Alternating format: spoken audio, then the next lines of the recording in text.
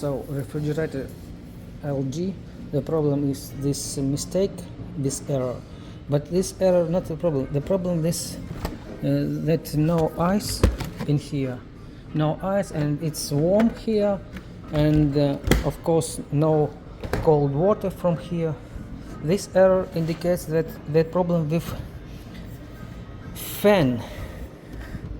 No, I feel no air from here. I need to disassemble this freezing part. I just begin it.